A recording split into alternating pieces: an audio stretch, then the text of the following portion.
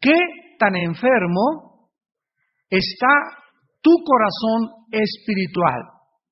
¿Sabías que cuando tú naciste de nuevo y cuando invitaste a Jesucristo a tu vida, se llevó a cabo un injerto de corazón en tu vida y en mi vida?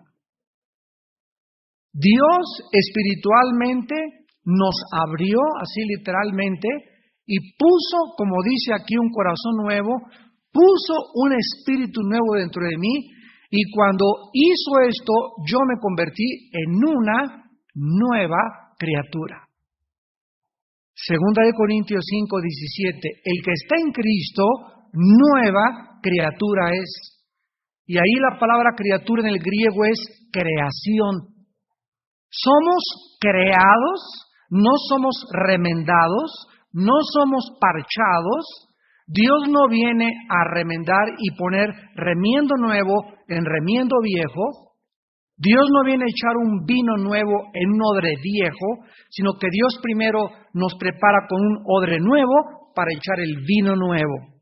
Así que cuando Jesús entra a nuestra vida, se lleva a cabo una creación totalmente diferente. Soy una nueva criatura ante los ojos de Dios. Esta nueva criatura dentro de mí, exactamente igual que cuando yo nací físicamente, vine al mundo y un bebé sale con ojos y no ve, con oídos y no oye. Tiene una boca y lo único que puede decir es ¡ah! Es la primera expresión de un ser humano. Entramos llorando al mundo, vivimos llorando y abandonamos el mundo llorando, ¿verdad? Entonces el bebé a los 2-3 meses comienza a reconocer y ve sombras en la mamá, y lo primero que reconoce es la mamá, comienza a manifestar gugu, mama, tata, y va armando mecánicamente su lenguaje, comienza a adaptar sus oídos, cada vez entiende y reconoce el sonido de la mamá, el sonido del papá, y se va adaptando a un nuevo mundo porque estuvo 9 meses en un mundo de oscuridad, en el líquido amniótico de la matriz de su madre. Tú y yo, antes de recibir a Cristo, vivíamos literalmente en la oscuridad. Éramos hijos de las tinieblas. Y cuando recibimos a Jesucristo en nuestro corazón, se hace por primera vez la luz dentro de nosotros. Pero al igual que los niños recién nacidos, tú recibes a Cristo y tienes ojos y no ves muy bien. Vienes a la Biblia y no le entiendes mucho. Oyes al predicador y los mensajes y tal vez captas un 5% de este estudio. Si tienes 5 años, captas el 50% y cada vez captas más en la medida que te adaptas al nuevo mundo espiritual. Este corazón que Dios nos ha dado es el centro de nuestra vida espiritual. ¿Sabías tú que el pecado es el colesterol de nuestro corazón espiritual? El pecado hará bloquear nuestras arterias para que nuestras oraciones no circulen ni lleguen a Dios.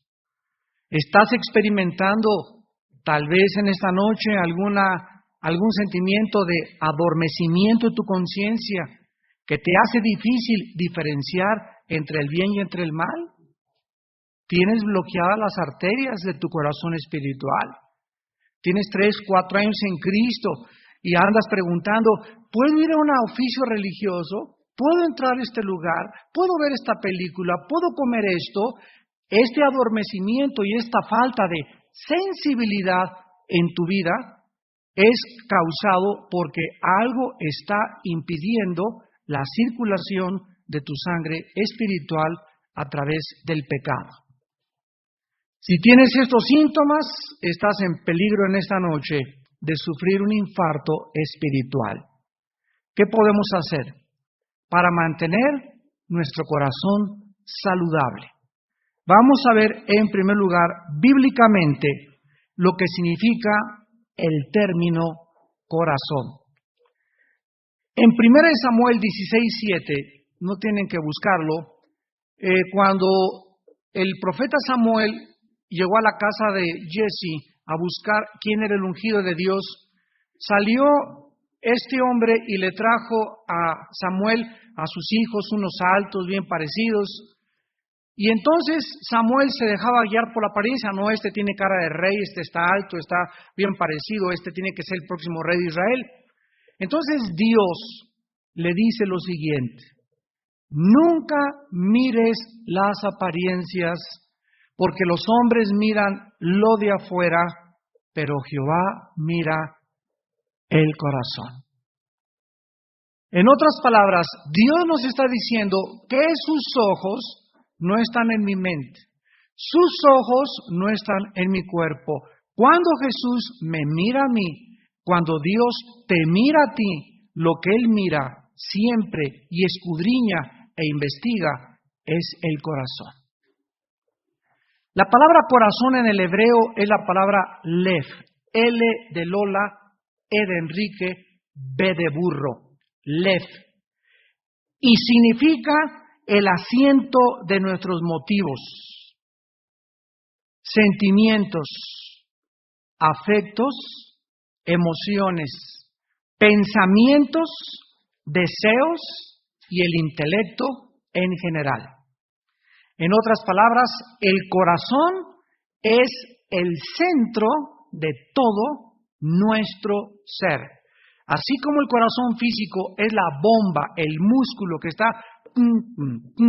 bombeando y jalando, todo el día, 24 horas por 70 años, 80 años, 100 años, este líquido que recorre todo nuestro cuerpo. Así también el corazón espiritual es de donde sale y donde tenemos que mantener la circulación espiritual que nos debe de cubrir de los pies a la cabeza todos los días. La palabra griega para corazón en el Nuevo Testamento es cardia, con K. De ahí viene la palabra cardiólogo, cardíaco, etcétera, etcétera, de la palabra griega cardía. De Proverbios capítulo 2 a Proverbios capítulo 31 se menciona la palabra corazón más de 65 veces, como a continuación lo vamos a ver. La Biblia habla de diferentes clases de corazones. Veamos en primer lugar en Proverbios 6:18, nos vamos a ir rápido. Vamos a ver como 6 o 7 clases de corazones. Proverbios 6:18. El corazón que maquina pensamientos inicuos. Aquí encontramos que hay muchas personas, muchos de ustedes, ojalá que no sean tantos, tienen un corazón que está continuamente maquinando, planeando hacer el mal. Proverbios 7, versículo 10. Cuando he aquí, una mujer le sale al encuentro con atavío de ramera y astuta de corazón. Aquí encontramos que hay mujeres que tienen corazones sensuales. Corazones que lo único que hacen en su ser es tratar de atrapar hombres. Proverbios 10:8. El sabio de corazón recibirá los mandamientos. Aquí encontramos que hay personas que tienen un corazón sabio. Proverbios 12:20. Engaño hay en el corazón de los que piensan el mal. Aquí tenemos que hay corazones engañosos. Hay personas que definitivamente tienen su lema en su vida y arriba de su cama, en su cuarto, dice: el que no tranza no avanza. Estamos rodeados de gentes con corazones de tranzas, decimos en México, que continuamente están buscando tratar de sacar ventaja en los negocios, en cualquier momento, de cualquier amigo, de cualquier amiga, tratar de sacarle dinero, pedir prestado, abusar, sacar ventaja de los demás. Es un corazón engañoso. Proverbios 14:13. Aún en la risa tendrá dolor el corazón. Aquí tenemos corazones adoloridos.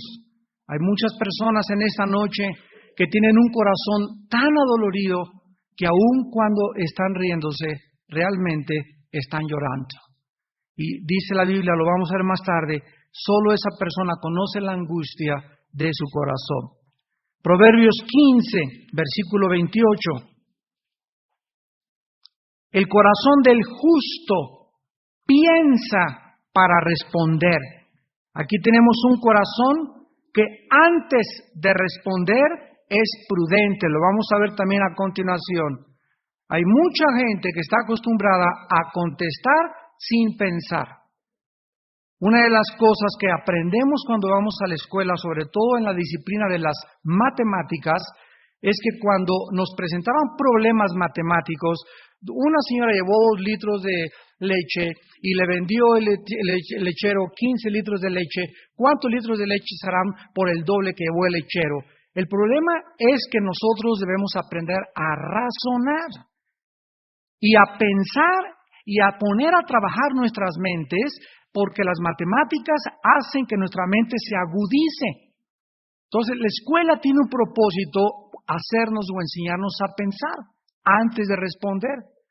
Y cuando yo les hago preguntas, o en tu Biblia, o en tu iglesia, te hacen preguntas, no sean de esas personas que luego contestan.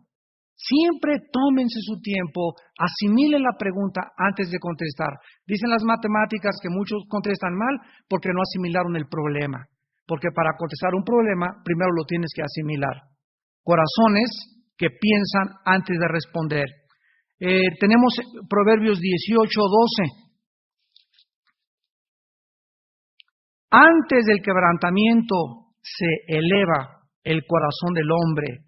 Aquí tenemos corazones soberbios. Hay personas que en el centro de su ser, en su corazón, miran con desprecio a los demás.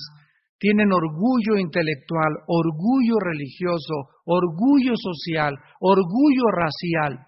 Y Dios abomina el orgullo de los seres humanos en cualquiera de sus manifestaciones. Tenemos en Proverbios 19:3, la insensatez del hombre tuerce su camino y luego contra Jehová se irrita su corazón. Tenemos corazones enojados contra Dios. El 96%, 98% de los ateos son personas en cuyos corazones hay coraje, rencor, amargura contra Dios.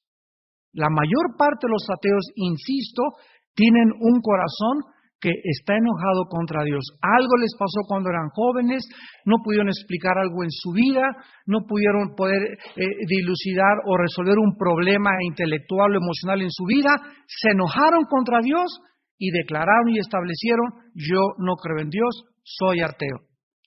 Entonces la mayor parte de los ateos tienen corazones que realmente están enojados contra Dios. Y tenemos en Proverbios 23:17,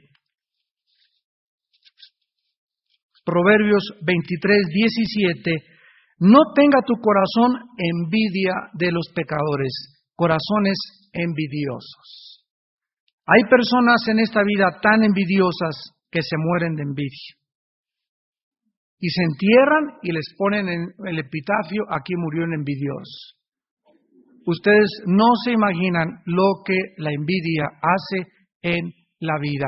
Ahora, hay una pregunta que tenemos que contestar para iniciar el estudio. ¿Qué es lo que determina el corazón que tendremos? ¿Qué es lo que va a determinar el corazón que tú tienes y que yo tengo? De acuerdo a la Biblia, son 3 cosas. La primera, nuestros pensamientos. Dice en Proverbios 23:7, porque cuál es su pensamiento en su corazón, tal es él. ¿Saben ustedes que todo se inicia en nuestra mente con una idea? Pongan cuidado en la secuencia que les voy a mencionar. Una idea plantada en mi mente da lugar a una ideología. La base o el fundamento de cualquier filosofía que cualquier ser humano tenga tiene su raíz en una idea que le fueron plantados en su escuela, en la secundaria, un amigo, un profesor que dio lugar a una ideología. Una vez de que se convierte ideología, se convierte en una teoría. Una vez que nosotros tenemos una teoría, damos lugar a una filosofía. Y cuando nosotros hablamos de filosofía, estamos hablando de el amor que le tenemos a nuestros pensamientos. La palabra filos, amor, sofos, sabiduría, en el griego significa amor a los pensamientos. Entonces, lo que tú amas es lo que determina tu manera de vivir. Lo que tú amas determina la conducta que tú tienes. Lo que tú piensas en tu vida es lo que determinará cómo me tratas a mí, cómo tratas a tus padres, cómo tratas a tus semejantes, cómo tratas a Dios. Todo se encuentra en nuestros pensamientos. Una vez que yo tengo una filosofía y que la he aceptado, me enamoro de mis pensamientos y se convierte en una psicología, que es el conocimiento de la mente, y en mi mente existe ese conocimiento porque antes hubo una filosofía, una teoría, una ideología que comenzó con una idea.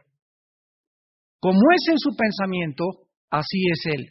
Tú eres en esta tarde el resultado de tus pensamientos pasados. Si tú en esta tarde no has perdonado y tienes una cara así todavía y tienes 50 años de edad, es porque hace 10 o 15 años alguien te lastimó y nunca superaste este problema y se te quedó la cara de amargado o de rencoroso.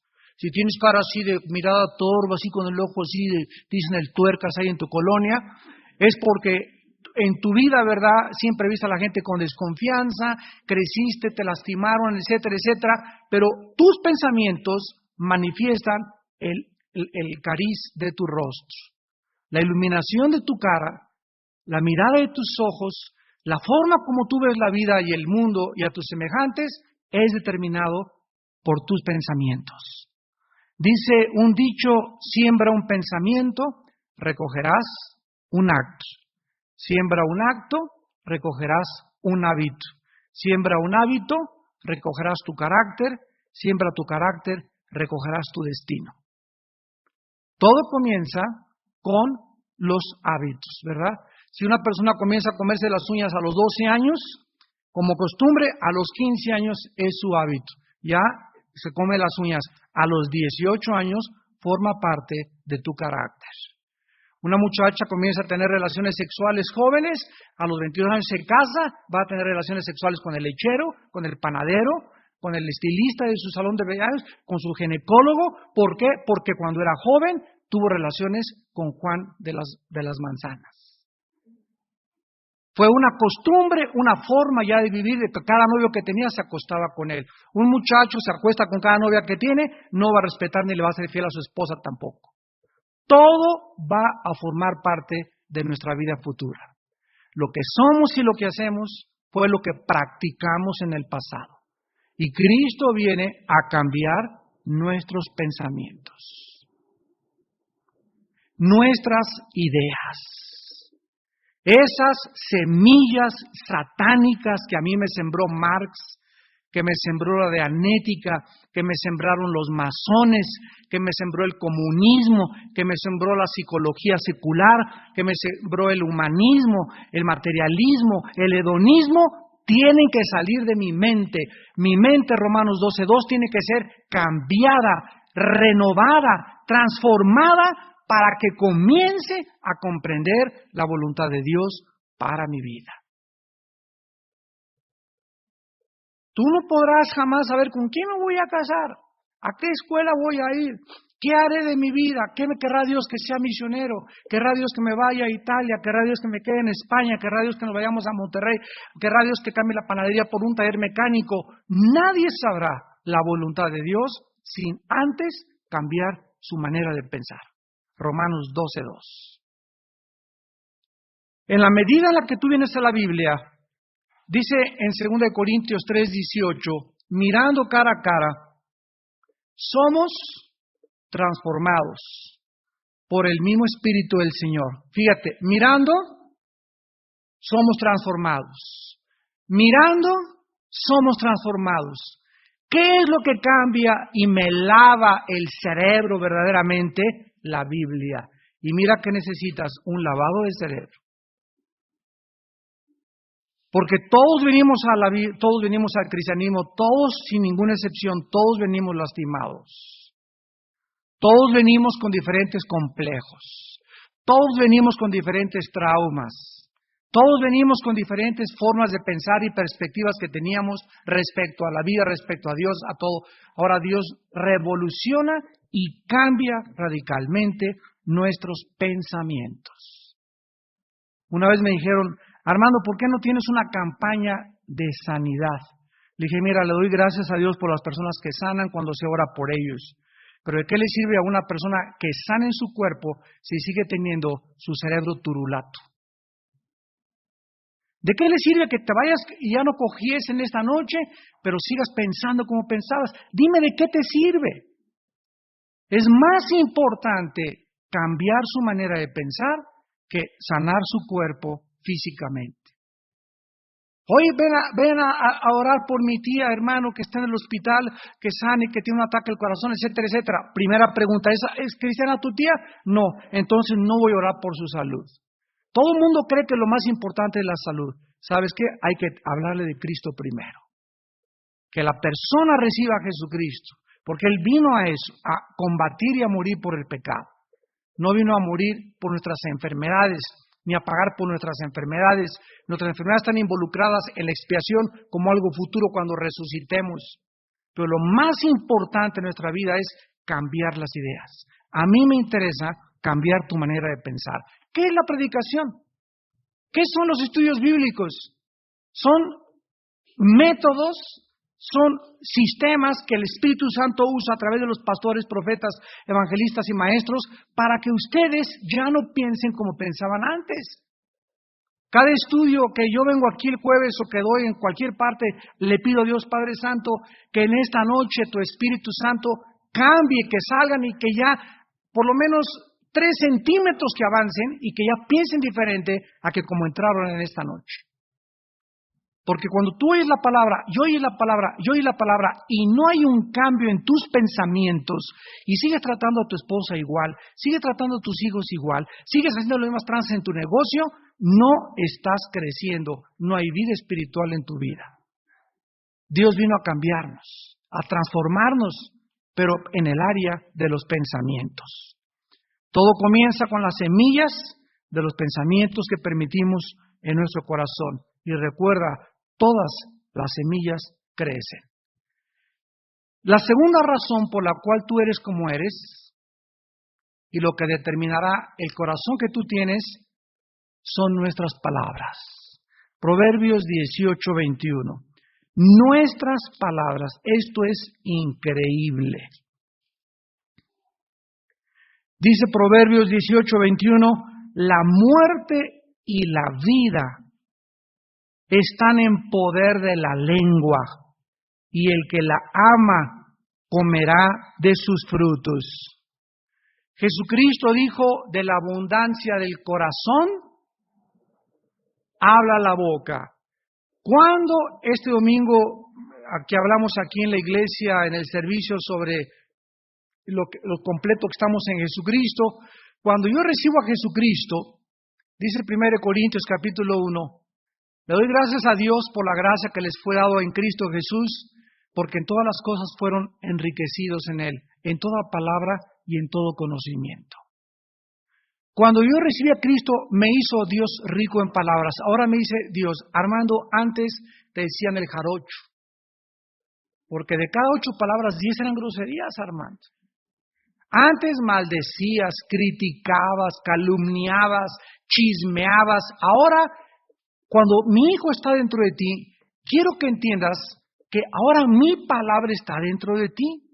Y ahora cuando tú hables, bendice. Cuando tú hables, trata de edificar, trata de consolar, trata de animar. Nunca hables para destruir. Nunca hables para herir la reputación de nadie. Nunca hables para hacer mal o lastimar a alguien, porque eso que tú hablas lo vas a recoger. Vuestra palabra, dice Colosenses 3, sea sazonada con sal. ¿Qué significa esto? La sal evita la corrupción. Que lo que nosotros hablemos contribuya a que el mundo cada día sea menos corrupto. En Santiago capítulo 3, en el Nuevo Testamento, Santiago, o James, como le dicen en inglés, que era hermano carnal de Jesucristo, escribe uno de los pasajes más completos acerca del poder de nuestras palabras. Y dice el versículo 3 y 4, he aquí nosotros, Santiago 3 y 4. Todos nosotros ponemos freno en la boca de los caballos. Ustedes saben que un freno de un caballo es un fierro así y tiene un puente de fierro chiquito. Se lo ponen aquí en la boca al caballo y el puente, cuando tú le jalas la rienda al caballo, el puente se le entierra en el paladar. Entonces, cuando el caballo siente dolor, se para. Si tú le dijeras al caballo, párate, pinto, no habría necesidad de jalarle la rienda. Pero el caballo, desgraciadamente, necesita asociar el dolor con la obediencia. Dice Salmo 32, no seáis como el caballo, como el mulo, que tienen que ser sujetados con freno, si no, no se vuelven hacia ti. Entonces, el caballo es sujetado con una piecita chiquitita. Y en segundo lugar, dice la Biblia en el versículo 4, los barcos. También grandísimas naves increíblemente construidas, llevadas por impetuosos vientos, y lo que gobierna el barco. Esto es importante. Solo Cristo y solo Dios nos puede usar ejemplos naturales para entender las verdades espirituales. Un barco tan grande es controlado por un timón de este tamaño. Creo que es el 2% de toda la construcción del barco, el tamaño del timón. Ahora miren ustedes, ¿con qué se compara el freno del caballo y el timón del barco? Versículo 5. Así también la lengua. ¿De qué tamaño es tu lengua comparada con todo tu cuerpo? ¿Verdad? Creo que es el 5% del tamaño de nuestra estatura y de todo nuestro cuerpo. Exactamente lo mismo. La lengua es un pequeño miembro que se jacta de grandes cosas. He aquí cuán grande bosque enciende un pequeño fuego.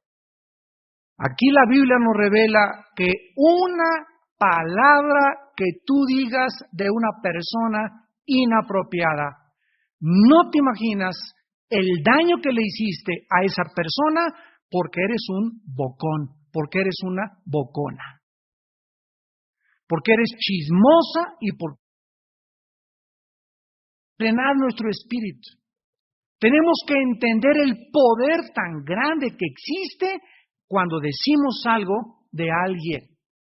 Encendemos un bosque entero con una sola palabra dicha inapropiadamente. Dice el versículo 6 que la lengua es un fuego. Miren lo que dice, un cosmos de maldad. La lengua está puesta entre nuestros miembros y contamina todo el cuerpo e inflama la rueda de la creación y ella misma es inflamada por el infierno. Cuando Jesucristo comparó al diablo, en Juan 8:44 dijo estas palabras, el diablo es el padre de toda mentira. No importa que digas una mentirita blanca. Si tú le dices a un niño de 5 años que Santa Claus existe, tu lengua está siendo inflamada por el infierno porque no es cierto. Ay, pero es una cosa de los sentimientos. Nada de sentimientos. Cuando tu niño tenga 8 años te va a decir, mamá, ¿tú eras cristiana cuando yo tenía 5 años? Sí. ¿Por qué me echaste mentiras que el panzón de ese barbón existía? Pero es que es una ilusión de todos los niños, es que son ilusiones basadas en mentiras.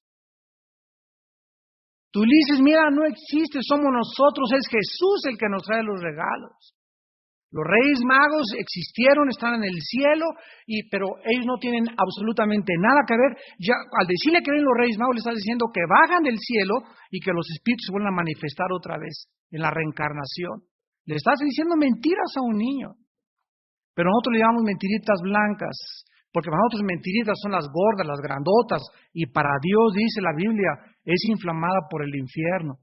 Tenemos que cuidar nuestra boca y quitarnos el hábito de mentir. Hay gente que, bueno, tú la ves y mira, así con la lengua en la boca, así te están mintiendo. Y llega un momento en que repiten tantas mentiras que se enferman y la psicología los clasifica como mitómanos. Ya es un hábito, o sea, hay gente que acaba creyendo sus mentiras. Acaba creyendo que lo que te dijeron es verdad. ¿Saben lo que Adolfo Hitler dijo? Cuando una mentira se repite 100 años, se acaba aceptando como una verdad. Vean la teoría de la evolución. Antier me llegó un correo electrónico de Chile. Me dice un hermano, un pastor de Chile, oye Armando, fíjate que yo soy pastor, tengo otra vez en el pastorado. Quiero preguntarte, ¿por qué ataca la teoría de la evolución si la Biblia apoya la teoría de la evolución? Es increíble que este hombre me haya dicho eso, siendo un pastor. La evolución se ha repetido por 100 años, que ya se cree como una verdad científica, cuando es lo más anticientífico que existe, biológica, genética, física, arqueológica, antropológicamente y en cualquier disciplina de la ciencia que tú encuentres. Pero se enseña como si fuera una verdad, porque se ha aceptado después de tanta repetición, desde que la postuló Darwin en 1898, como algo que es científico. Hermanos en Cristo, miren Primera de Pedro capítulo 3, a la vuelta de Santiago está Primera de Pedro. Capítulo 3, versículo 10, para terminar con las palabras. Y vean ustedes esta revelación. Primera de Pedro 3:10. El que quiere amar la vida. ¿Cuántos de ustedes quieren amar la vida? ¿Quieren amar su trabajo? ¿Quieren amar su familia? ¿Quieren que les vaya bien? ¿Cuántos de ustedes quieren esto? No hay nadie que no quiera ver días buenos. Miren ustedes la admonición. Refrena tu lengua de mal. A ver, vamos otra vez. Si comparamos esto con Santiago, armamos el rompecabezas con Proverbios. Ya tenemos Santiago, Proverbios, en la lengua está el poder de la vida y la muerte. Santiago es un pequeño mundo que enciende y arde la creación. Primera de Pedro, mi lengua dirige mi vida. A ver otra vez, si yo quiero la vida caminar y quiero que me vaya bien, necesito cuidar mi boca. Si yo comienzo a hablar mentiras, si comienzo a chismear, si comienzo a criticar, miren lo que pasa, me salgo del camino, porque Jesús dijo, yo soy el camino, la verdad, Él es la verdad, me salgo del camino de la verdad y me comienzo a desviar y me comienzo a tomar caminos que no son el camino que Dios tiene para mí. El camino para mí es un camino de santidad. Mis palabras me alejan del camino de Dios, lo que yo digo, lo que yo comento, lo que yo menciono, las mentiras que yo mismo me creo, me alejan de Dios. Eso determina la actitud de mi corazón. Una persona que sigue diciendo groserías después de 2 o 3 años de cristiano, ¿qué indica? Que tiene un corazón enfermo, tiene demasiado colesterol. No ha cambiado. Sus palabras no han cambiado, su vocabulario no ha cambiado. Hay muchas de ustedes, mujeres, que se juntan nada más para hablar de alguien de la congregación, de su iglesia a la que ustedes van. Se juntan en el club, se juntan en los restaurantes para tijeretear a los esposos, hablar mal de los esposos, faltarles el respeto a los esposos. Hay reuniones de oración, se juntan 10 mujeres y una sale, ay Señor, gracias porque me salvaste del planchazo que me iba a dar mi esposo en la mañana. Y a las 10 se enteraron de que tu esposo te iba a dar un planchazo y llega el pobre marido el domingo y todos la ven así con cara, eres un monstruo de la Laguna Negra, esto y el otro, ¿qué me ven? ¿Verdad? ¿Qué le dice? Es que su esposa ya descubrió su secreto por indiscreta y por su deslealtad a su marido. Si tú vas a buscar que alguien te aconseje respecto a tu marido, no lo vas a ventanear, porque entre esas 10, te lo garantizo, siempre hay 2 o 3 chismosas. Acuérdense el chiste de los 3 pastores que se fueron en un retiro. Un presbiteriano, un pentecostal y un bautista. Y estaban en el retiro los pastores allá arriba en el campo, y entonces les dice el pastor pentecostal, hermanitos, estamos aquí solo los 3. Vamos ahorita a descubrir nuestros secretos, total que nos queda en nosotros y nos lo guardamos para nosotros. Tú, a ver, ¿qué debilidades tienes? Le dice el bautista, no, pues yo, francamente, ¿verdad? Me gusta, me echo mis tragos de vez en cuando. Y tú, el presbiteriano, no, pues yo, ¿sabes qué? Que por lo menos 2 veces a la semana me surto a mi esposa. Y tú, el pentecostal, dice, no, yo no les puedo decir. ¿Cómo que no? No, yo no se los puedo decir. Dinos cuál es tu pecado. Y les contesta que soy muy chismoso.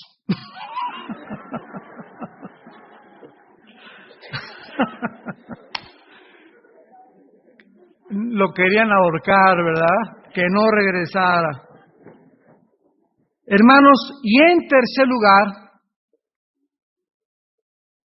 lo que determina el corazón que vamos a tener, corazón envidioso, corazón hipócrita, corazón soberbio, corazón malo, etcétera, etcétera, no solamente son nuestros pensamientos y nuestras palabras, asómbrense. En tercer lugar, la forma como gastamos nuestro dinero. Lucas 12:34.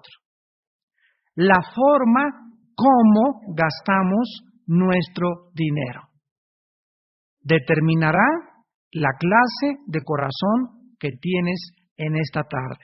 Lucas 12:34, porque donde está tu tesoro, allí también está tu corazón. El que ama el dinero no se saciará de dinero. Eclesiastés 5. 1 Timoteo 6:10, raíz de todos los males es el amor al dinero. Es increíble que más del 40% de las parábolas de Cristo estén relacionadas con el uso de nuestros bienes. ¿Por qué pondrá tanto énfasis Dios en nuestros bienes? Porque nuestros bienes representan nuestro trabajo, nuestro sudor y nuestro esfuerzo. Y antes de que fuéramos cristianos, no teníamos ninguna noción de la administración y por qué deberíamos de invertir al reino de Dios. Y todo eran limosnas. Íbamos a la iglesia, nada más oían los quintitos, pling, plom, plom. Porque eran limosnas, ¿no? A lo mucho le daré 10 pesos, 15 pesos al curita o a la iglesia que tú hayas ido, y así llegamos a la iglesia cristiana. Y muchos de ustedes, escuchen esto. La Biblia dice que si tú no te despegas de ese amor al dinero, si tú no comienzas a darle a Dios, ¿cuál es el propósito de darle a Dios? Comenzar a despegarme de lo que amo. Y lo que más amo es mi cartera. Y cuando yo le comienzo a dar a Dios, comienzo a dejar de amar mi dinero. ¿Cómo puedo evitar la codicia? Dándole a Dios lo que me pide Dios. Cuando comienzas, no, es que no me va a alcanzar. Y ya no estoy en la fe. No, es que esto lo tengo que guardar porque el coche que necesito hacer este pago. Comienzas a convertirte en un idólatra. Colosenses 3, del 5 al 7. El amor al dinero es idolatría. Esto es increíble porque debemos de preguntarnos en qué cosas gastas la mayor parte de tu tiempo y dinero. ¿En qué cosas? De todo lo que tú tienes, si hoy en la noche murieras y estuvieras delante de Dios, Dios te preguntaría eso, ¿me has robado? Malaquías 3:10. ¿Yo en qué te robé, Señor? Si yo pagaba mis impuestos en tus diezmos y en tus ofrendas. ¿Tú no sabías que para sostener el misionero en Italia, para comprar video, para comprar Biblias, para predicar, para rentar salones, para todo se necesita para mi obra de dinero? Tú no te puedes ir de misionero, pero con tu dinero puedes sostener misiones de tu iglesia. Le damos gracias a Dios porque en esta iglesia sostenemos a 23 familias y tenemos más de 4 misiones, 2 internacionales. Desde hace 10 años, ustedes la sostienen. ¿En qué gastamos nuestros diezmos? Nos los gastamos en eso. Pero cuando nosotros comenzamos a apropiarnos más de lo que tenemos, comenzamos a caer en la idolatría. Y mi corazón será un corazón avaro. Cuando Dios dijo que David era un hombre conforme a su corazón, ¿qué quería decir Dios? Que los pensamientos de David, las palabras de David, lee los salmos, las palabras de David, y lo que David invertía era para el reino de Dios. Si es cierto, David tuvo una caída y un asesinato. Fue lo único en su vida y de ahí jamás volvió a repetir su pecado. Adulteró y no volvió jamás a adulterar. Entonces, tú has caído una vez en tu vida o 2 veces en tu vida, está bien. Pero tú no puedes caer 10, 15 veces y decir que sigues a Jesucristo. ¿Por qué? Porque tu corazón tiene que ser conforme al corazón de Dios. Dice en Jeremías 17:9, perverso y engañoso es el corazón más que todas las cosas, ¿quién le conocerá? Aquí tenemos que hay un corazón que es profundamente engañoso y el corazón que Dios quiere que yo guarde sobre todas las cosas, porque de él mana mi vida. Si yo no guardo mi corazón sobre todas las cosas, mis pensamientos, mis palabras y mi dinero, mi corazón acabará engañándome. Y muchos de ustedes van a llegar a pecar y van a decir, bueno, yo fornico con mi novia, pero no soy tan mala como la chucha, la de la colonia Roma que le dicen la tigresa o la hiena de Santa Julia. Bueno, yo no soy como mi compadre malo, yo nada más una canita al aire cada 2 meses. Y de vez en cuando comienza tu corazón a engañarte y a hacerte creer que eres un poquito mejor que los demás y que no eres tan malo ni tan mala. Porque el corazón es engañoso y perverso.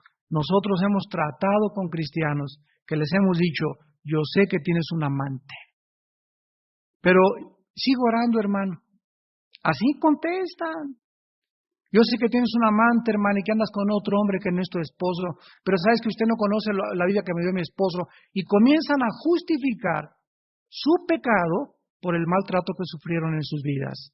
Su corazón las engaña. ¿Por qué? Porque no limpiaron ni guardaron su corazón sobre todas las cosas. Guarda tu corazón sobre todas las cosas. La próxima estudio, veremos la segunda parte de este estudio. Pero en esta noche tú tienes en este momento que decirle a Dios lo siguiente. Oremos. Señor, en esta noche he comprendido que cuando me miras, miras lo que pienso. Miras lo que hablo y la forma en que uso mis bienes materiales. Estas 3 áreas son las que más debo de cuidar en mi vida contigo. Porque tú conoces mis pensamientos desde lejos. Las intenciones de mi corazón tú las conoces y a ti no te puedo engañar, Señor. Yo quiero desde esta noche decirte que gracias a la muerte de tu Hijo Jesucristo en la cruz del Calvario, has venido a cambiar mi manera de pensar. Ya no quiero pensar igual que como pensaba antes de conocerte. Ahora en mi mente tiene que existir la santidad. Tengo que tener temor de ti, porque tú me miras y sabes lo que pienso y no te puedo engañar. Y conforme a lo que yo pienso, determinará mi carácter. Mi vida en esta noche tal vez es de desánimo o de dudas o de perversiones sensuales, porque mis pensamientos gobiernan mi corazón. Porque he permitido estos pensamientos que gobiernen mi mente.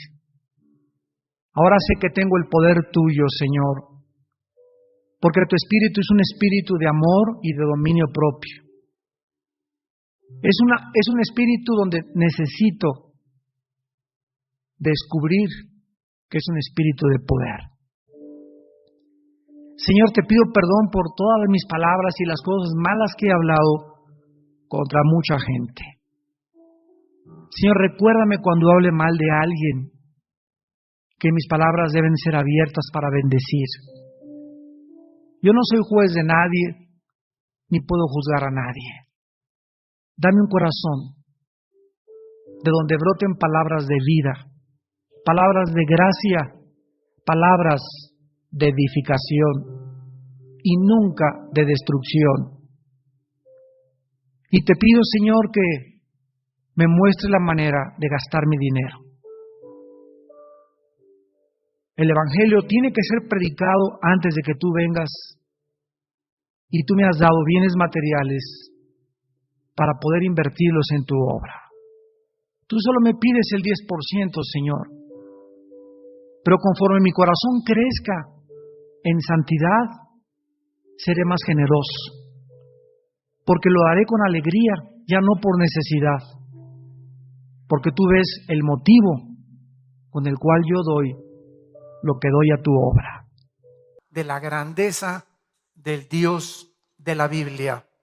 Hace 3000 años, el rey David expresó estos pensamientos acerca del Dios de la Biblia en Primera de Crónicas 29, versículo 11 y 12.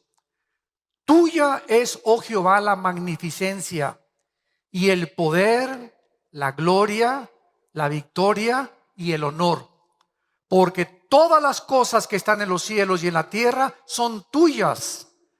Tuyo, oh Jehová, es el reino y tú eres excelso sobre todos. Las riquezas y la gloria proceden de ti y tú dominas sobre todo. En tu mano está la fuerza y el poder, y en tu mano el hacer grande y el dar poder a todos. Algunos años después, el rey David, en el Salmo 8, expresó esto en el versículo 3 de Dios. Cuando veo los cielos, obra de tus dedos, la luna y las estrellas que tú formaste, digo, ¿qué es el hombre para que tengas de él memoria, y el Hijo del Hombre para que lo visites?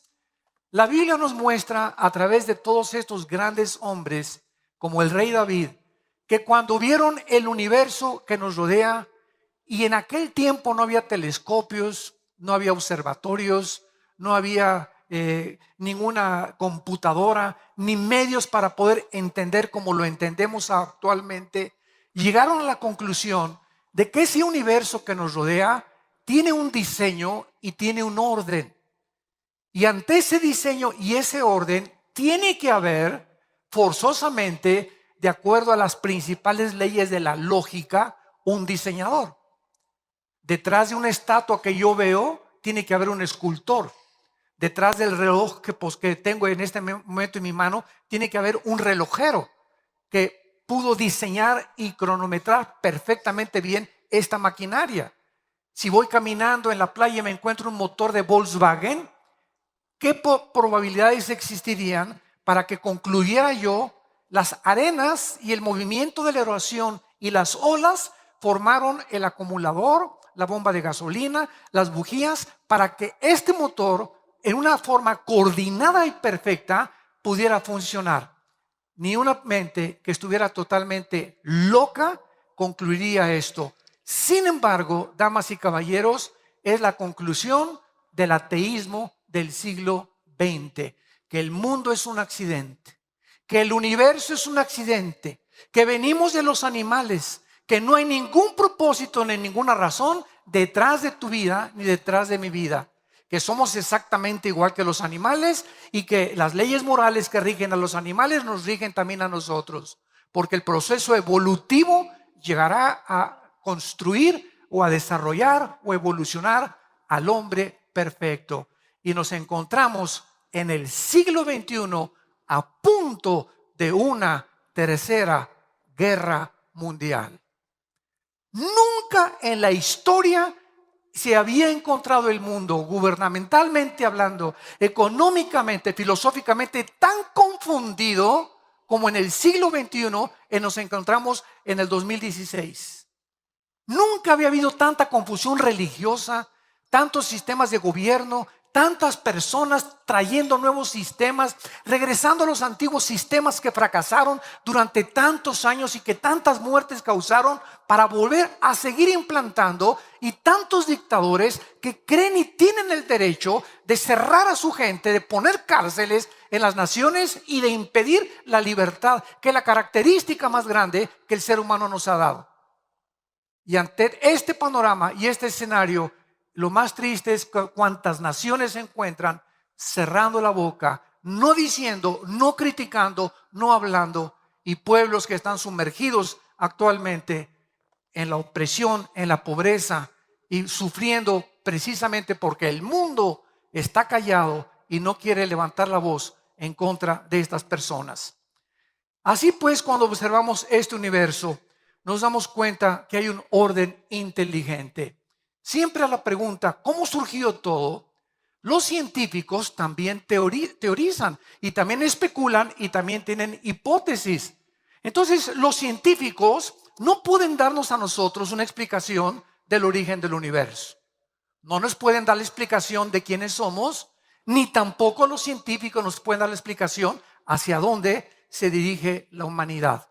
Entonces, la ciencia no estamos en contra, todo lo contrario. Los más grandes científicos de la historia, Blaise Pascal, todos los grandes, como el fundador del cohete que citaron, que llegó a la luna, Wernher von Braun, director de la NASA durante más de 20 años en Estados Unidos, Isaac Newton, que leía la Biblia y que murió con la Biblia en la mano. Todos estos grandes hombres eran creyentes de este libro y sabían que sin el Dios de la Biblia el mundo no tendría respuestas de dónde venimos, quiénes somos y a dónde nos dirigimos, más que puros sistemas de filosofía y puras teorías donde cada vez se confunden más. Sin embargo, es el profeta Isaías, y les invito en este momento a todos los que portan una Biblia con ustedes, que la abran en el capítulo 40, porque va a ser el capítulo 40 del profeta Isaías, donde basaremos la siguiente conferencia. Es este profeta quien nos describe más profunda y extensamente el poder y la grandeza del Dios de la Biblia. Veamos en primer lugar, en el versículo 12, lo que se escribió, escuchen muy bien, hace 2700 años. Este libro fue escrito hace 2700 años.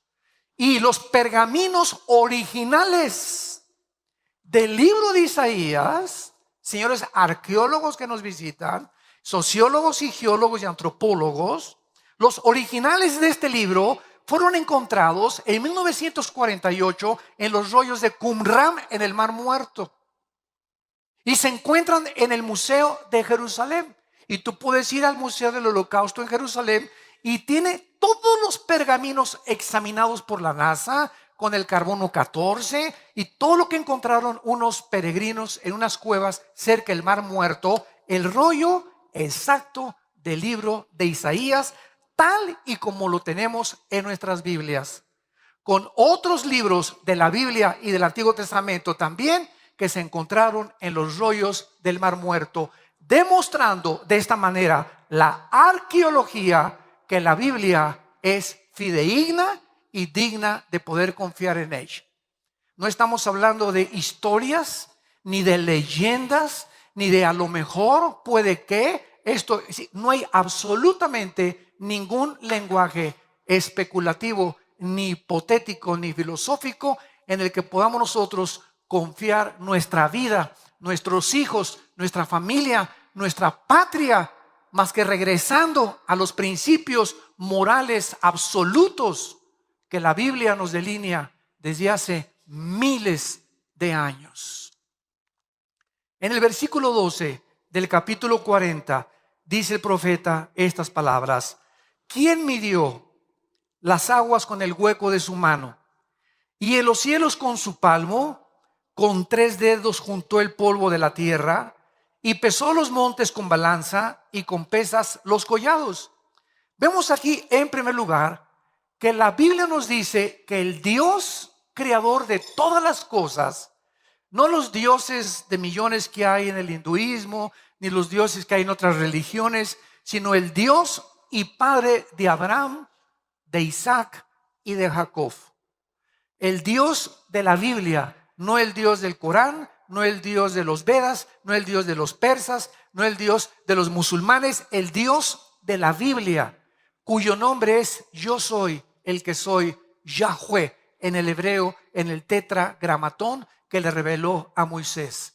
Es este Dios que, si Él existe, tenía que revelarse a nosotros. No nos podía dejar a la deriva en la vida en que vivimos, en caminos de, a lo mejor, no sé, ¿quién tendrá la razón? ¿Cuáles de tantas cientos de religiones tienen la razón? Cuando venimos a la Biblia encontramos que el cristianismo no es una religión más. Jesús no bajó hace 2000 años a traernos otra más de las religiones, dogmas, ritos y ceremonias de la boca para afuera. Nos vino a traer el conocimiento y la revelación de quién es Dios. Y Jesús lo dijo una y otra vez: el que me ha visto a mí, ha visto al Padre que me envió. Porque yo salí del Padre y regresaré al Padre, y es necesario que el Hijo del Hombre sea entregado en manos de pecadores y que a los 3 días lo crucifiquen, mas resucitará al tercer día, tal como sucedió en la misma historia. Vemos aquí en este versículo las ilustraciones que el Espíritu de Dios nos hace para demostrar la grandeza de Dios. Número 1, veamos nosotros que los océanos tienen una medida y tienen una profundidad, y los océanos, como los cielos, el sol, las estrellas y la luna, fueron calculados matemáticamente, fueron como pesados en una balanza, como si un arquitecto inmensurable, ¿verdad?, y con poder ilimitado haya hecho todo esto en un universo perfectamente bien afinado, que gracias a las leyes de la gravitación, gracias a las leyes del electromagnetismo, gracias a las leyes nucleares, existe la ciencia. Sin estas leyes del universo, para que sea ley tiene que ser constante, no existirían los científicos. Entonces los científicos observan las leyes del universo y de ahí sacan sus deducciones para establecer teoremas o teorías o algunas cosas que se comprueban científicamente. Vemos, por ejemplo, en el libro de Jeremías, el profeta Jeremías, en el capítulo 10, lo que dijo acerca del universo. Esto fue escrito hace 2750 años. Dice Jeremías capítulo 31, versículo 35. Así ha dicho Jehová, que da el sol para luz del día, las leyes de la luna, escuchen, las leyes de la luna y de las estrellas para luz de la noche, que parte el mar y braman sus ondas, Jehová de los ejércitos es su nombre. Si faltaren estas leyes en mí, dice Jehová, también la descendencia de Israel faltará para no ser nación delante de mí eternamente. Así ha dicho Jehová, si los cielos arriba se pueden medir y explorar abajo los fundamentos de la tierra, también yo desecharé la descendencia de Israel por todo lo que hicieron, dice Jehová. Usando Dios a la nación de Israel, que no podría jamás ser destruida, asimiló y pudo comparar las leyes que rigen el universo. Y dice la Biblia que así como las leyes no pueden de la gravitación funcionan continuamente. La ley de la gravedad funciona a las 24 horas. Las leyes y las fuerzas electromagnéticas y nucleares funcionan a las 24 horas. Y dice Dios que si dejaran de funcionar estas leyes, desaparecería la nación de Israel. Que después es otro tema que podemos abordar. Y veamos en último lugar en este primer pensamiento en el libro de Job. Capítulo 38, que hace 4500 años, damas y caballeros. El libro de Job tiene la misma antigüedad que el libro del Génesis. Es la época de los patriarcas. Y cuando tú vienes a este libro, no encuentras ni en Sócrates, ni en Demóstenes, ni en Platón, ni en Petrarca, ni en ningún filósofo, ningún hombre que tú admires, la filosofía y la profundidad de la literatura, de la poesía, del conocimiento que hace 4500 años se pudo imprimir en este libro sagrado que es la Biblia. Y Job fue un hombre que sin tener la Biblia en sus manos tenía un contacto con Dios, de lo que se le reveló a través de Abraham, Isaac y de Jacob, y él fue azotado como ningún ser humano ha sido azotado por las cosas adversas de la vida. De repente, de la noche a la mañana, pierde a todos sus hijos. De la noche a la mañana, pierde todas sus propiedades. De la noche a la mañana, pierde su salud, donde una plaga de los pies a la cabeza lo atormentaba las 24 horas.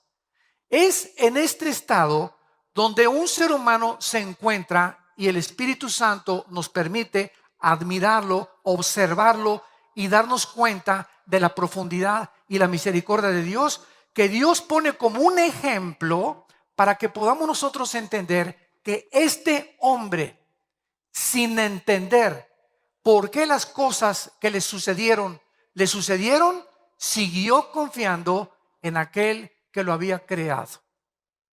Y aun cuando tuvo 3 amigos que se acercaron filósofos y le decían, es que lo que te ha sucedido es por el pecado y por esto y el otro, él llegó a una conclusión y dijo, aun cuando no puedo ver ni entender con mi razón lo que me está pasando, yo sé que a través de esto, Dios, si me creó, lo ha permitido y saldré más puro que el oro fino.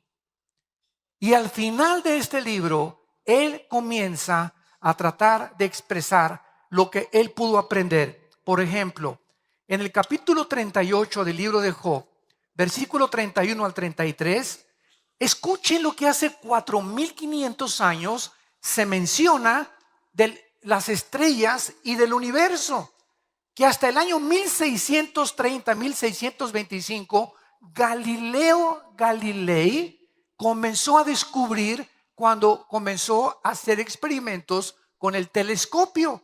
Y miren lo que dice la Biblia. ¿Podrás tú atar los lazos de las Pléyades? ¿Qué son las Pléyades? Es o se conocen como la congregación de los gobernantes. Y son 7 estrellas que son muy calientes y de color azul. Dios pregunta, ¿podrás tú estas constelaciones unificarlas para que no se estrellen las unas con las otras? ¿O desatarás las ligaduras del Orión? ¿Qué es el Orión? Es la estrella más grande de todas las constelaciones. ¿Sacarás tú a tiempo las constelaciones de los cielos o guiarás a la Osa Mayor? ¿Qué es la Osa Mayor? Es la estrella más brillante que emite 215 veces más luz que el sol. ¿Podrás tú, dice Dios, conocer y guiar a la Osa Mayor? Este conocimiento es absolutamente increíble de hace 4500 años aproximadamente. Pero veamos a continuación también que no solamente Job se queda ahí, sino que Job comienza a hablar más claramente más adelante en el versículo 40 y dice así: respondió Jehová a Job y le dijo, capítulo 40, versículo 2, es sabiduría contender con el Omnipotente. En otras palabras, sigamos esta línea de lógica elemental. Estudiantes que nos escuchan en este momento y amable público que ha asistido aquí y que nos oyen a través de los medios sociales, vamos a seguir una línea de lógica elemental. Suponiendo que existe Dios, tiene que ser inmensamente, pero infinitamente más inteligente que nosotros, ¿sí o no? Claro que sí. Tiene que ser superior en cuanto a todo lo que podamos nosotros comprender con la mente de caracol que tenemos los seres humanos.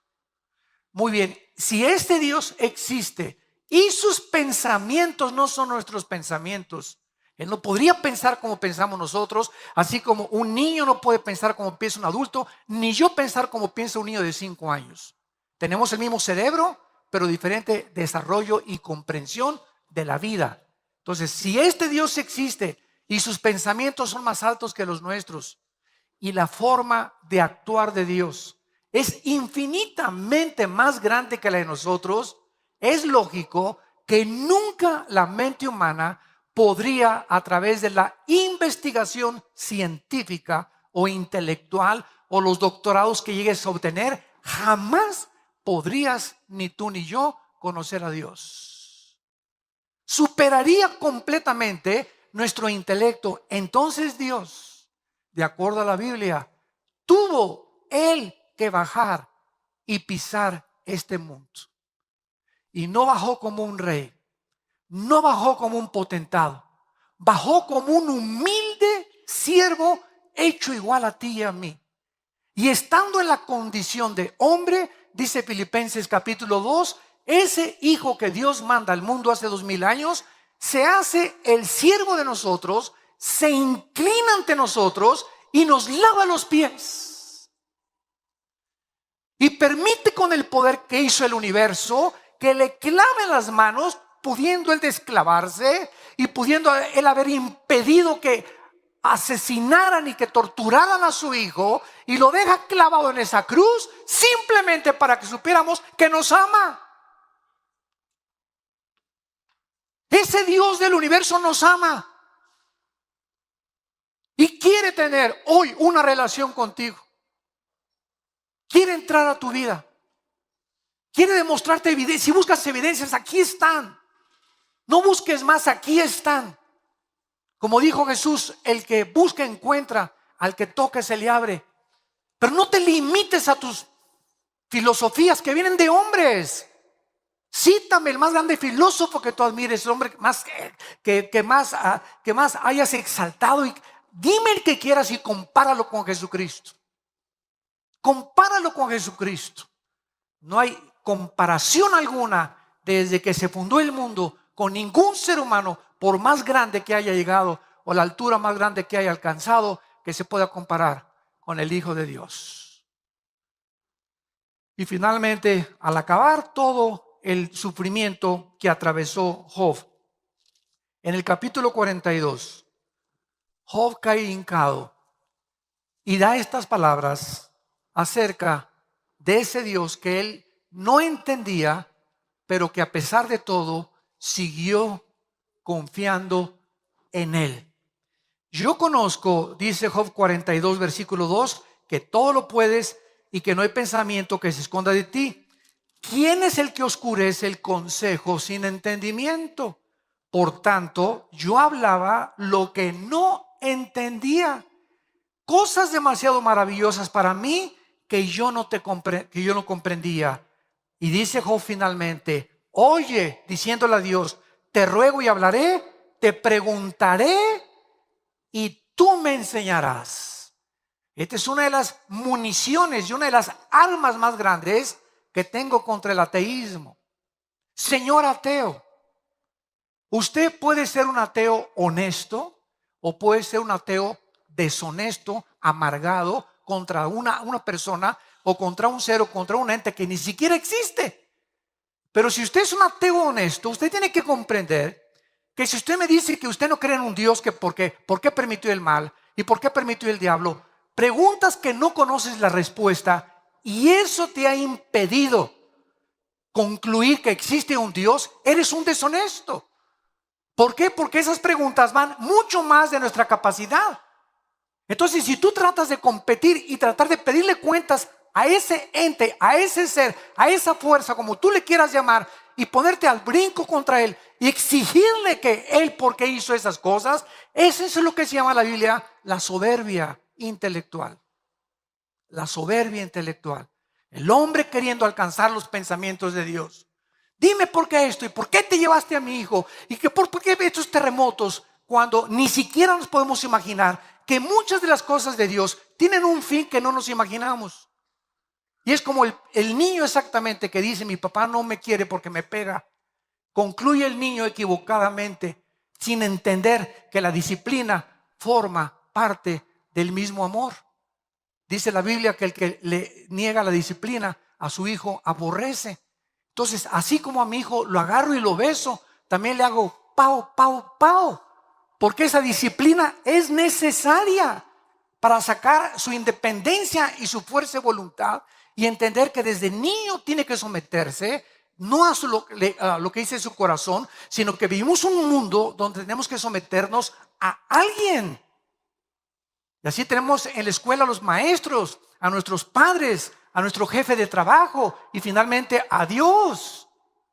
Entonces tenemos que someternos a alguien, no somos independientes.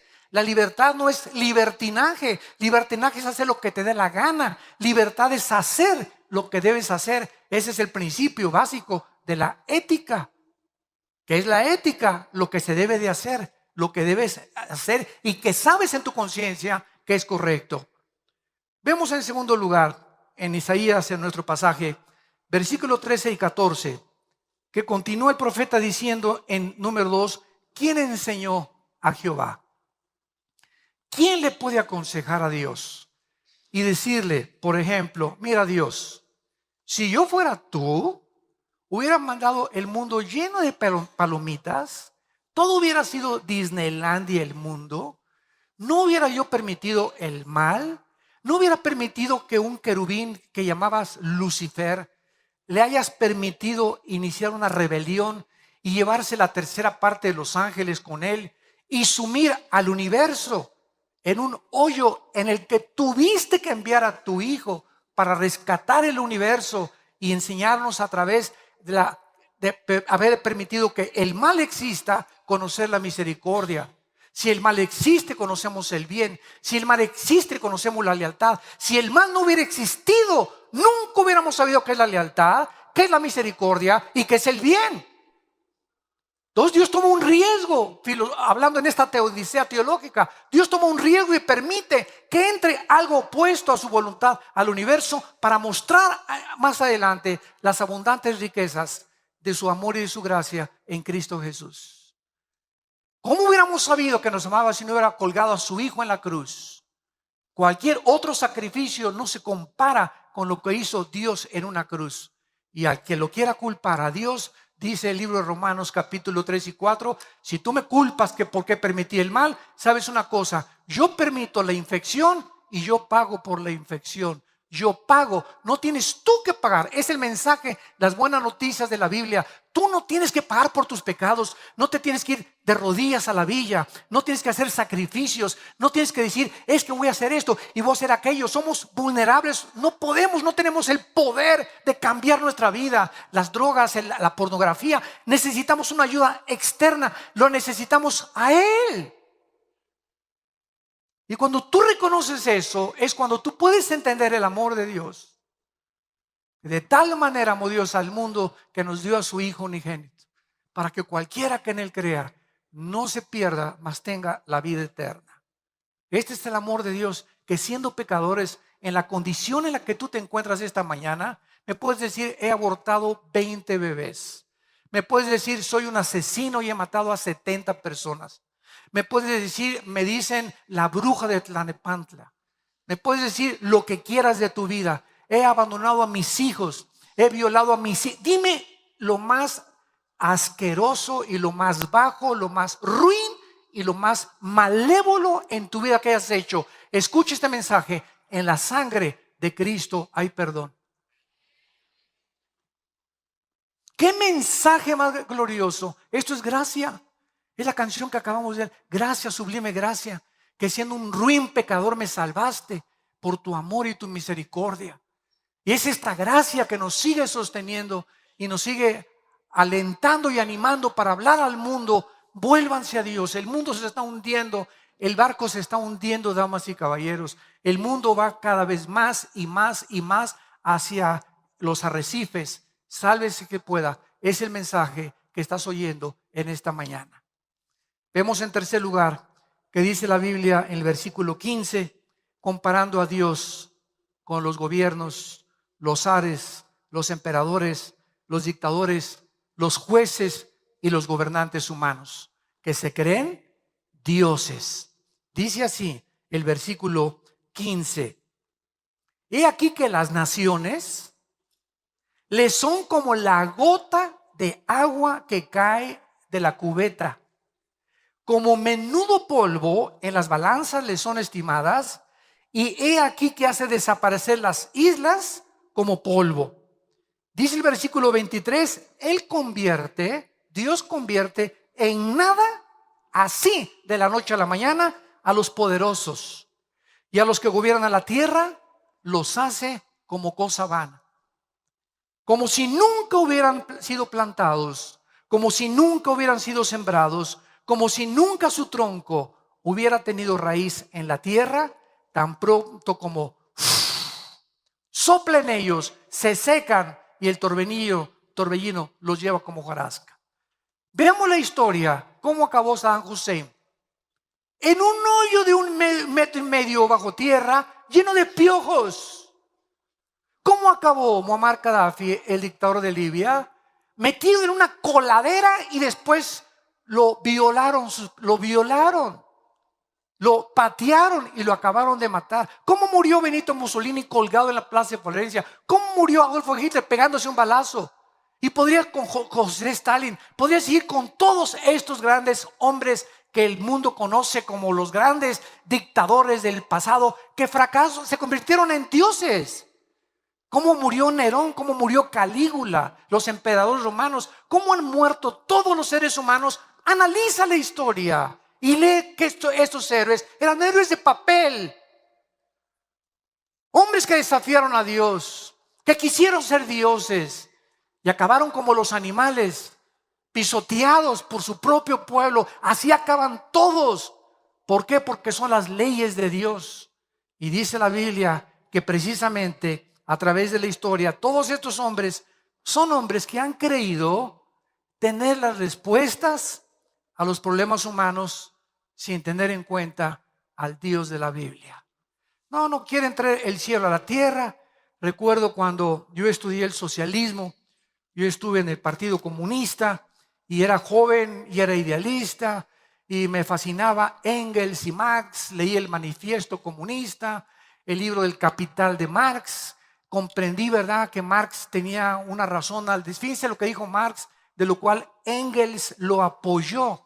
Marx llegó a concluir que el enemigo más grande del socialismo, el socialismo es otra versión del comunismo, es la misma gata pero revolcada, como decimos en México.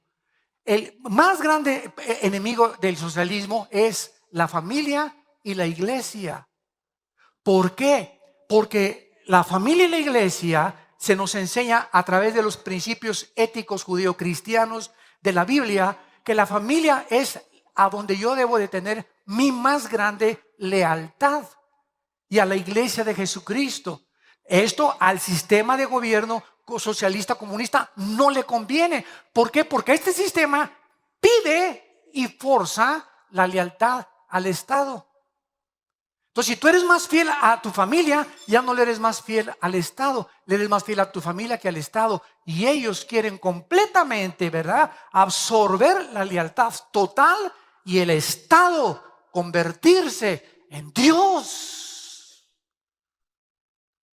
Cuando profundizas en estas filosofías, descubres qué es lo que está pasando en el mundo, por qué estos sistemas han fracasado.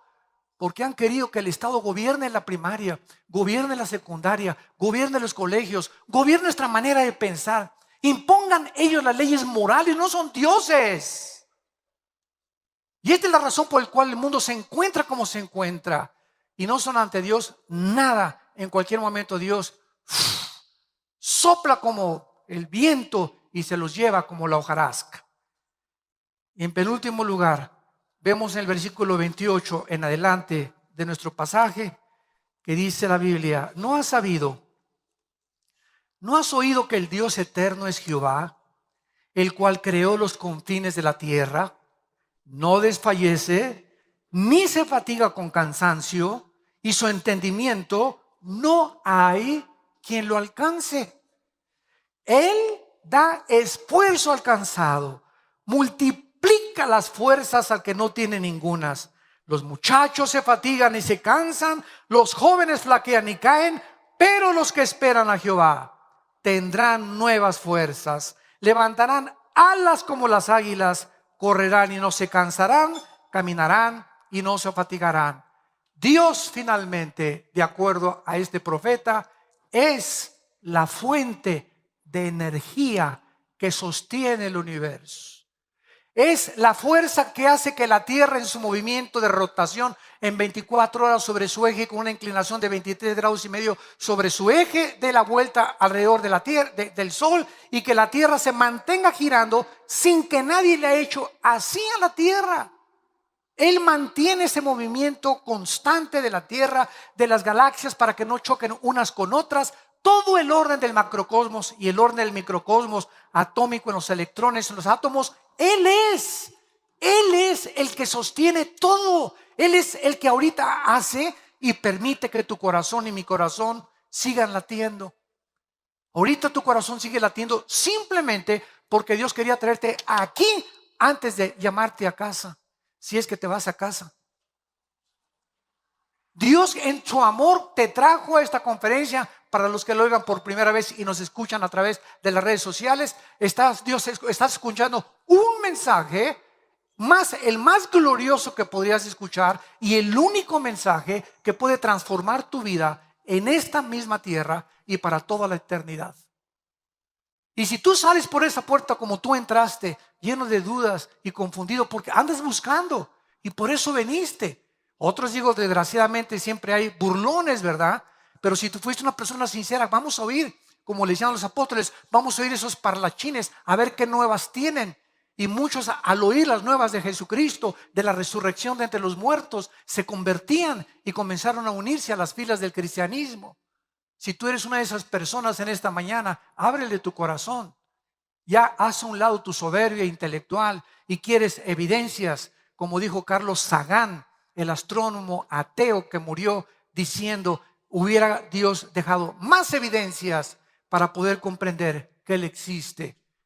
Y cuando en el año 2000 el doctor Russell llega a la Casa Blanca y el doctor Collins, director del proyecto del genoma humano, le dice al presidente Clinton, cuando descubrieron el genoma humano en 1954 por el doctor James Crick, le dice: hemos encontrado el libro de la vida en el ADN, en la información genética que cada célula de los billones que tenemos en el cuerpo nos habla que tenemos un software, un código inteligente donde en cada célula de tu cuerpo, escúchame esto, cabrían 25 enciclopedias británicas de conocimiento.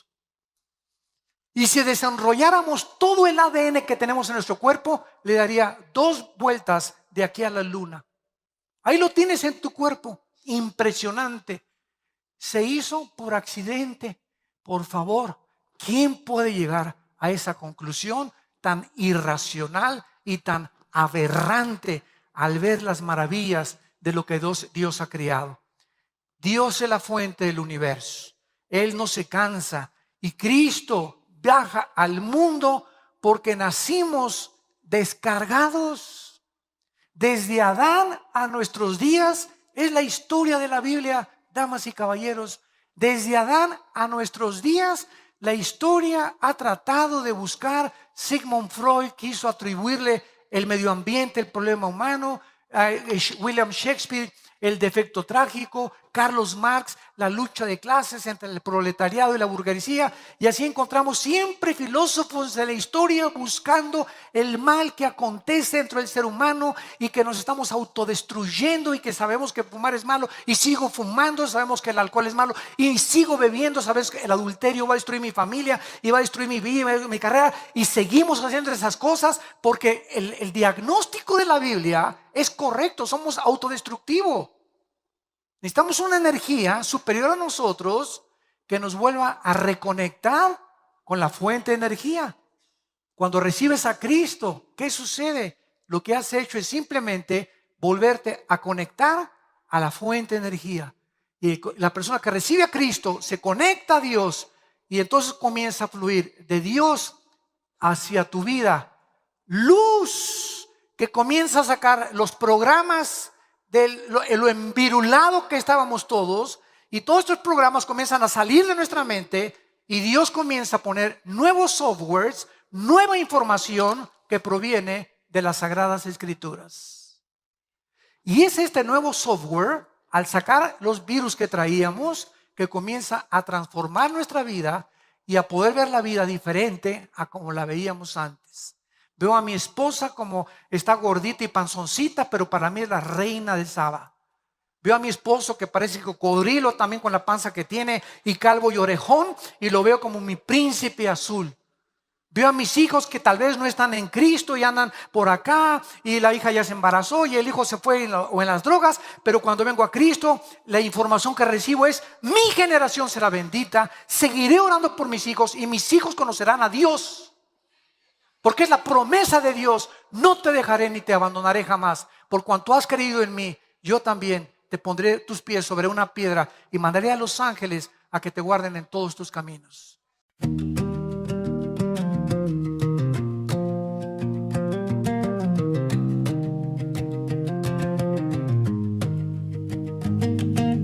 Dust burn gold on the morning light. I walked where all the quiet towns unwind. Footprints fading like forgotten notes, but the sky kept whispering, follow the glow. And every shadow tried to name me wrong, but I kept moving with a trembling song. Down these ash lantern roads, where the fireflies bloom in the cold, I carry stories I never told. Light in my way as the embers unfold. If I ever lose my name to the smoke, I'll find it again on the ash lantern roads. Rust red signs on the fallen rails, echo truths through the mineral trails. Every heartbeat like a hymn untuned, still I chase the colors of an ancient moon.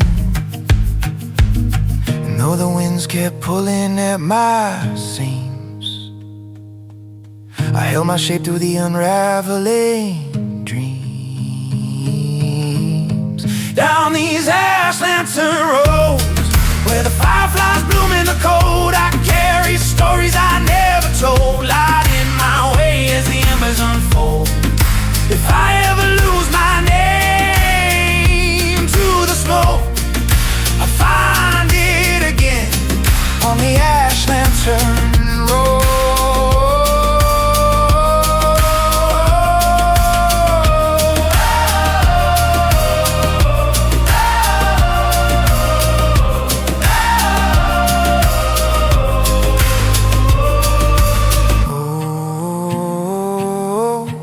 Let the sparks rise slow, guide me through the silver shadows glow. Oh, if the night turns hollow, lanterns hum the path I'll follow. Down these ash lantern roads, where the broken hearts learn of the grow, I lay my burdens in the afterglow, walking through the dark until it feels like home. If I